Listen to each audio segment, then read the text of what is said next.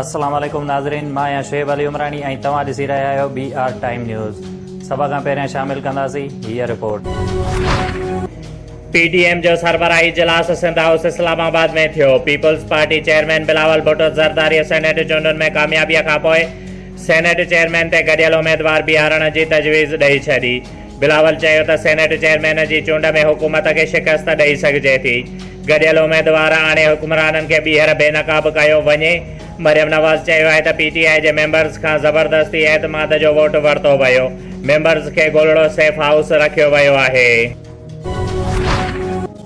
पाकिस्तान तहरीक इंसाफ़ पारां यूसुफ रज़ा गीलानीअ जी कामयाबीअ जो नोटिफिकेशन रोकण वारी दरख़्वास्त जल्द ॿुधणीअ जी इस्तंदा कंदे हिकु ॿी दरख़्वास्त बि दाख़िल करे छॾी।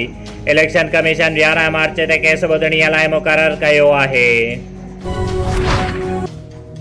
सिंध असेंबलीअ में PTI जे बाग़ी मेंबर्स जे सरकारी बेचिस ते विहारण तां PTI जो एहतजाज। स्पीकर जे ढाई साॾो नारेबाज़ी एजेंडा जूं कापियूं बि फाड़ियूं वयूं। PTI जे बाग़ी मेंबर असलम अबड़ो जी सीट ते लोटे जो स्पीकर बि चंबड़ाए छॾियो। खुरमशेर ज़मा पारां लोटनि खे ऐवान मां ॿाहिरि कढण जो मुतालबो। पीपल्स पार्टी MPA इमदाद पताफ़ीअ चयो आहे त लोटनि खे नेकाली ॾियणी आहे त पहिरियां उन्हनि 6 MPs खे नेकाली ॾियो, जिन जी निशानदेही GDA कई आहे। PTI अॻवान खुरमशेर ज़मान सिंध असेंबलीअ खे 2 नंबर ऐवान करार ॾेई छॾियो। संदसि चवणु हुयो त हीउ ऐवान अवाम जी दुरुस्त तर्जुमानी नथो करे।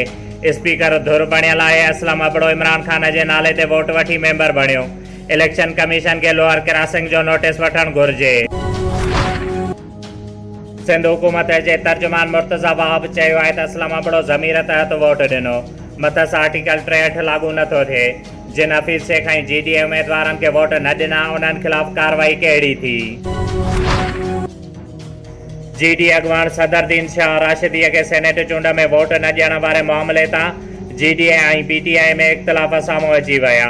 सदरदीन शाह खे वोट न मिलण जी इंक्वायरी कराई वेंदी। सिंध यूनिवर्सिटीअ जे हॉस्टल मां खंभियल नौजवान खे सखर जे पुलिस पारां मुबैना मुक़ाबले में मारण जी दावा। इरफान जतोईअ खे गुज़िरियल महीने सिंध यूनिवर्सिटीअ जे हॉस्टल मां खंभियो वियो हुयो, जंहिं बैदि संदसि वारसनि पारां सिंध हाई कोर्ट में पटिशन बि दाख़िल कराई वई हुई। पाकिस्तान समेत समूरी दुनिया में औरतुनि जो ॾिहाड़ो मल्हायो वियो।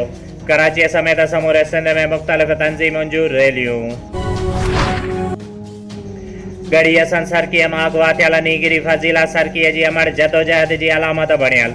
सकीना सरकी ठुल जेकमाबाद शिकारपुर सखर ऐं लाड़काणे खां वेंदे कराचीअ ताईं एहतजाज कयो। 3 ॾींहं कचे में बि रही संदसि चवणु आहे त हूअ आख़िरी दम ताईं पंहिंजी न्याणीअ जी बाज़ियाबीअ लाइ जदोजहद जारी रखंदी। सिंध हाई कोर्ट सिंध मां सीनियर पुलिस ऑफिसर्स खे बदिली करण खां रोके छॾियो। अदालत सिविल सोसाइटीअ जी पुलिस रोटेशन पॉलिसी ख़िलाफ़ दरख़्वास्त ॿुधणीअ लाइ मंज़ूर कंदे स्टे ऑर्डर जारी करे छॾिया। आबपाशी खाते पारां मुख़्तलिफ़ शहरनि में शाखुनि ऐं वाहन जे किनारनि तां घर ठाहिण जो सिलसिलो जारी।